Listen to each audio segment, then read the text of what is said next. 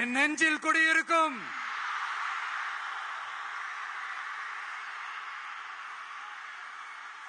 புதுச்சேரி மக்கள் உங்கள் அனைவருக்கும் என்னுடைய வணக்கம்.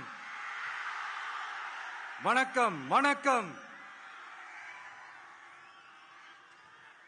எல்லாரும் எப்படி இருக்கீங்க?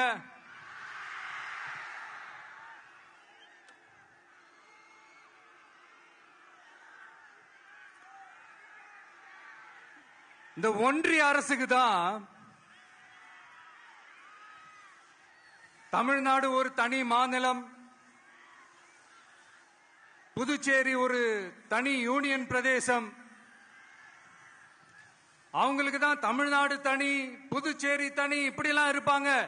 ஆனா நமக்கெல்லாம் அப்படி கிடையாதுங்க. நாமெல்லாம் வேறு வேறு கிடையாது. நாம் எல்லாரும் ஒண்ணுதான்.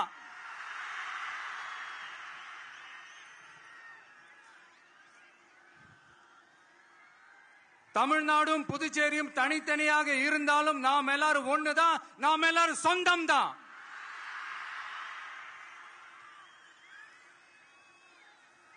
வேற வேற வீட்டுல, வேற வேற ஊர்ல, வேற நாட்டுல, வேற ஸ்டேட்ல இருக்கிறதுனால நாம் எல்லாரும் சொந்தங்கள் இல்லைன்னு ஆயிட முடியுமா? அது எப்படி முடியும்? இப்ப பாத்தீங்களா, ஒருத்தருக்கு ஒருத்தர் பார்த்துக்கும் போது அந்த பாச உணர்வு, அதுதாங்க. அது மட்டும்தான். அது இருந்துட்டாலே போதும், வேற எதுவுமே தேவையில்லை.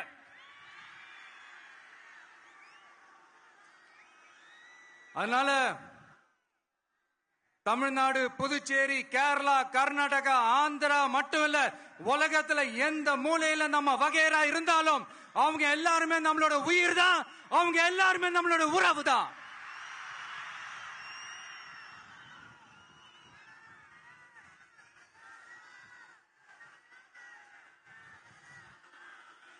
புதுச்சேரினாலே உடனே ஞாபகத்துக்கு வர்றது மணக்குள விநாயகர், அரவிந்தர் ஆசிரமம், வில்லியனூர் மாதான் சொல்லி இவங்க எல்லாரும் ஞாபகத்தில் வருவாங்க. அது மட்டும் இல்ல, மகாகவி பாரதியார் அவர்கள் இருந்த மண், பாவேந்தர் பாரதிதாசன் அவர்கள் பிறந்த மண். அது மாதிரி இன்னும் சிறப்புகளை அடுக்கிக்கிட்டே போலாம். ஆனா அரசியல்னு வந்துட்டா ஒரு முக்கியமான விஷயத்தை பத்தி நம்ம சொல்லி ஆகணும். 1977ல புரட்சி தலைவர் எம்ஜிஆர் அவர்கள் தமிழ்நாட்டில் ஆட்சி அமைச்சாங்க.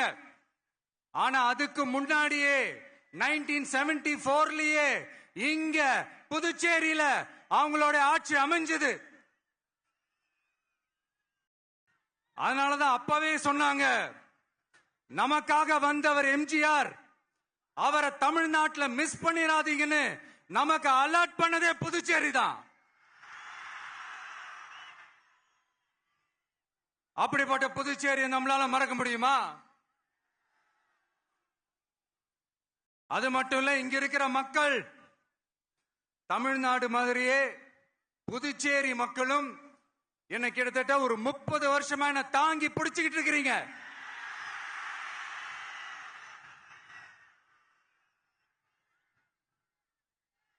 அதனால இந்த விஜய் தமிழ்நாட்டுக்கு மட்டும்தான் குரல் கொடுப்பான்னு நினைக்காதீங்க.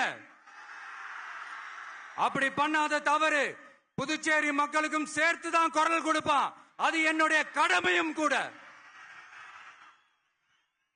அதனாலதான் இங்க நீங்க ஃபேஸ் பண்ற பிரச்சனைகளை பத்தி இன்னைக்கு நான் பேசுறதுக்காக வந்திருக்கிறேன்.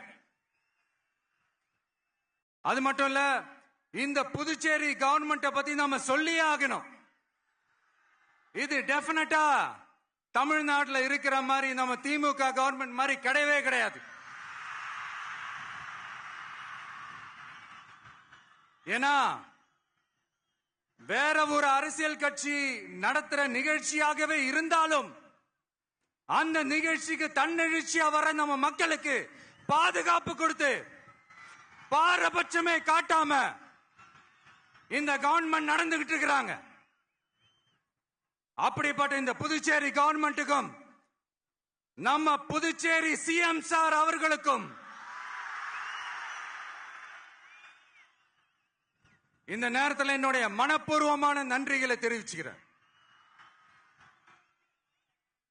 இத பார்த்தாவது தமிழ்நாட்டில் இருக்கிற அந்த திமுக கவர்மெண்ட் கத்துக்கிட்டா நல்லா இருக்கும்.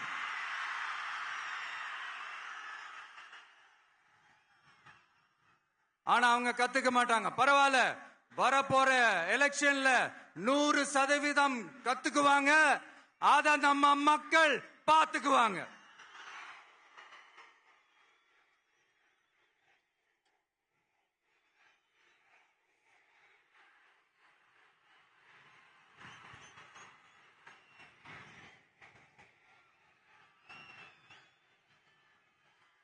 புதுச்சேரியில் இருக்கிற கவர்மெண்டோட கூட்டணி ஆட்சியில இருந்தாலும் புதுச்சேரிய ஒன்றிய அரசு எதிலையுமே கண்டுக்கல் என்றது புதுச்சேரி மக்களான உங்களுக்கு நல்லாவே தெரியும். மாநில அந்தஸ்து கோரிக்கையை மட்டுமா கண்டுக்கல, இங்க வளர்ச்சி ஏற்படவும் துணை நிக்கவே இல்லைன்னு கேள்விப்படுறோம். இந்த புதுச்சேரிக்கு இன்னும் மாநில அந்தஸ்து கொடுக்கல. மாநில அந்தஸ்து வேணும்னு கேட்டு பல முறை சட்டசபையில தீர்மானம் போட்டு ஒன்றிய அரசுக்கு அனுப்பி வச்சுக்கிட்டே இருக்கிறாங்க. இந்த வருஷம் கூட மார்ச் மாசம் 27ஆம் தேதி 2025 அன்னைக்கு ஒரு தீர்மானம் போட்டாங்க. அது மாநில அந்தஸ்து வேணும்னு கேட்டு ஒன்றிய அரசுக்கு அனுப்புற 16வது தீர்மானம். புதுச்சேரி காரைக்கால் பகுதிகளில் மூடப்பட்ட 5 மில்கள், பல்வேறு தொழிற்சாலைகளை மீண்டும் திறக்கிறதுக்கு இதுவரைக்கும் ஒரு துரும்ப கூட கிள்ளி போடல. பல்லாயிரக்கணக்கான இளைஞர்களோட வேலை வாய்ப்புக்காக எதையுமே செய்யல. இங்க ஒரு ஐடி கம்பெனி உருவாகணும்ன்ற எண்ணமே இல்ல. அத பத்தி யார் பேசினாலும் அது அவங்க காதல விழவே விழல. இங்க ஒரு அமைச்சரை ஊழல் குற்றச்சாட்டுல பதவி விட்டு நீக்கப்பட்டு அந்த இடத்துக்கு இன்னொருத்தரை நியமிச்சு 200 நாள் ஆச்சு. இன்னும் அவருக்கு ஒரு இலாக்காவே தரல. இந்த செயல் சிறுபான்மை மக்களை அவமானப்படுத்துறதுன்னு அந்த மக்களே சொல்றாங்க. புதுச்சேரியோட முக்கிய அங்கமாக இருக்கிற காரைக்கால், மாகே, ஏனாம் பகுதிகளில் எல்லாம் முன்னேற்றமே இல்லைன்னு அந்த பகுதி மக்கள் சொல்லிக்கிட்டே இருக்கிறாங்க.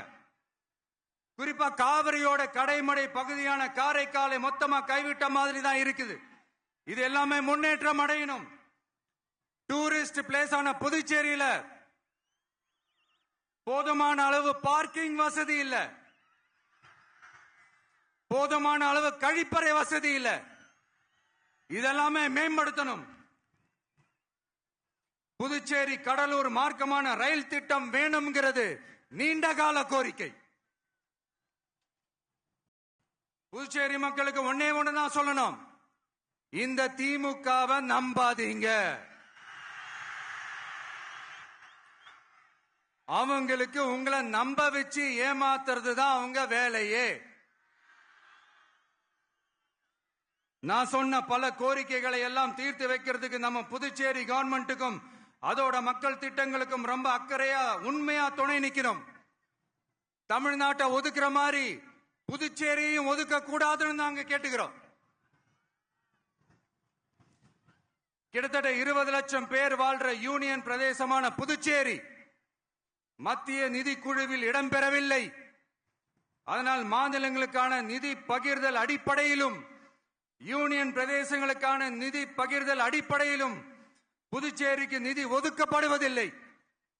அதனால ஒவ்வொரு ஆண்டும் புதுச்சேரிக்கு தோராயமாகவே மத்திய அரசு நிதியை விடுவிக்கிறது. அந்த நிதியும் அரசு ஊழியர்களின் சம்பளம், ஓய்வூதிய தொகை உள்ளிட்ட திட்ட செலவுகளுக்கே சென்று விடுவதால் மீத தேவைக்கு வெளிச்சந்தையிலும் கடன் பத்திரங்களை கடன் வாங்குகிறது புதுச்சேரி. இந்த நிலைமை மாறணும்னா ஒரே வழி, மாநில அந்தஸ்து நம்ம புதுச்சேரி மக்களோட பல்லாண்டு கால கோரிக்கை. புதுச்சேரிக்கு போதுமான நிதி வரத்து இல்லாததுனால வெளியே கடன் வாங்க வேண்டியதா இருக்கு.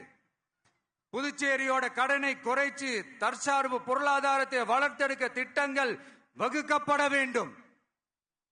மாநில அந்தஸ்து வாங்கினா மட்டும் போதாது இல்லையா, தொழில் வளர்ச்சியும் தேவையாச்சே. புதுச்சேரி தென்னிந்தியாவின் முன்னணி இண்டஸ்ட்ரியல் ஹப்பாக மாற்ற எல்லா முயற்சிகளும் எடுக்க வேண்டும். இந்திய அளவில் ரேஷன் கடைகளே இல்லாத மாநிலம் புதுச்சேரி தான். ஏழை எளிய மக்களுக்கு வாழ்வாதாரமே ரேஷன் கடைகள் தான்.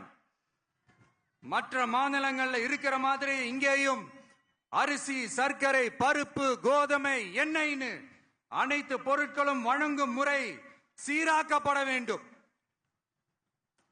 கடைசியா மீன்பிடிக்க செல்லும் காரைக்கால் மீனவர்களை அடிக்கடி கைது செய்யும் இலங்கை கடற்படை அவர்களின் படகுகளையும் பறிமுதல் செய்து விடுகிறது.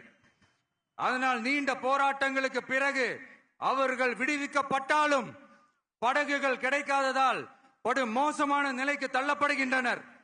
இந்த நிலை மாற வேண்டும். நான் மறுபடியும் சொல்றேன், இந்த விஜய் புதுச்சேரி மக்களுக்காகவும் எப்பவும் துணை நிற்பான்.